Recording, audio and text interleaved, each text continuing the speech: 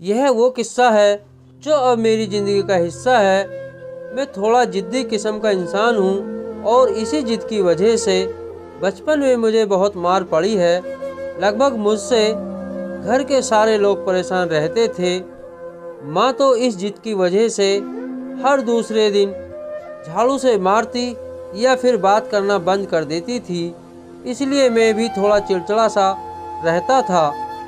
लेकिन इन सब रंजिशों के बीच एक शख्स चुपचाप मेरे साथ खड़ा रहता था। वह थे मेरे पापा।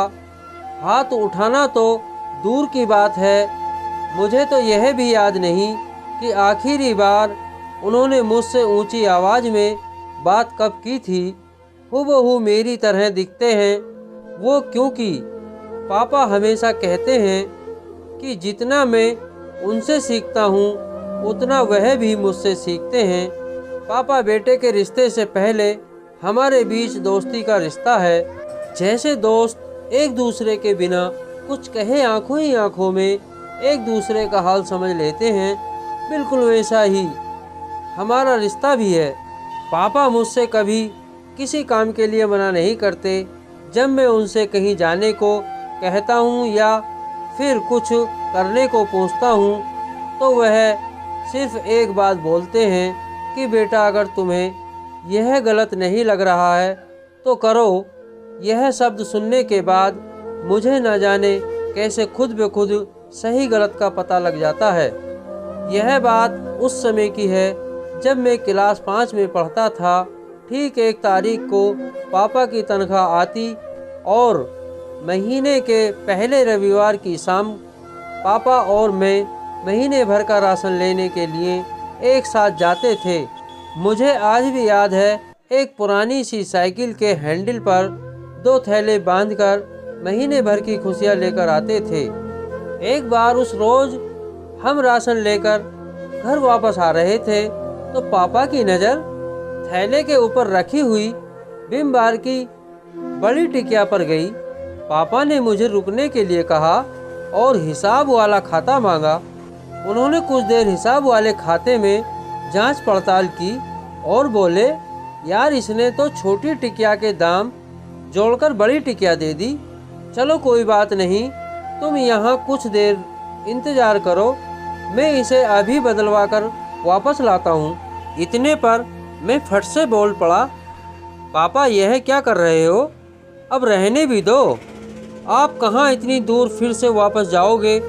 तो पापा एक पल को रुके, जरा सा मुस्कुराए और उस टिकिया को हाथ में लेकर बोले, बेटा यह मुझे गलत लग रहा है तो मैं ये नहीं करूँगा।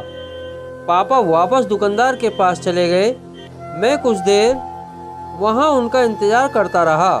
कुछ 5-10 मिनट बाद वह बड़ी टिकिया को बदलवाकर एक छोटी टिकिया लेकर वापस आए और हम घर की ओर चलने लगे। रास्ते में पापा ने एक हाथ से साइकिल को संभाला और दूसरा हाथ मेरे कंधे पर रखते हुए बोले, बेटा ईमानदारी किसी और से नहीं की जाती, ईमानदारी खुद से होती है। ईमानदारी हर उस चीज़ में होनी चाहिए जिसे तुम दिल से करते हो। तब जाकर यह समझ में आया कि ईमानदारी सिर्फ पैसों की मोहताज नहीं होती। उस दिन से बस्ता उठाए हर दिन इस उम्मीद में घर से निकलता हूँ कि अगर किसी दिन जिद छोड़ देता हूँ या ज़िंदगी में किसी मोड़ पर पहुँचकर थक कर हार कर बैठ जाता हूँ तो इस बात की राहत हमेशा रहेगी कि बड़ी ईमानदारी से सपने देखे थे और ईमानदारी से उन्हें पूरा करने की कोशिश भी की थी। क्योंकि यह जो ईमानदारी है ना पापा की उस वापस लाई हुई छोटी सी टिकिया की तरह है जो गलत नहीं है। सपनों के लिए जोश, जज्बा, जुनून, हौसला, हिम्मत, यह सब बहुत ज़रूरी है। जब तक आप इन सब को पूरी ईमानदारी से नहीं निभाते तब तक कुछ मुकम्मल नहीं होने वाला। इसलिए ईमानदार बनो, सबसे नहीं अपने आप से और खुद से। बस इतनी सी थी ये कहानी। दोस्तों कैसी लगी हमारी स्टोरी कमेंट में लिखकर ज़रूर बताइएगा और अपने दोस्तों के साथ शेयर करें और चैनल को सब्सक्राइब करें। तो चलिए फिर मिलते हैं इस तरह की स्टोरी वीडियो में। जय हिंद, जय भारत।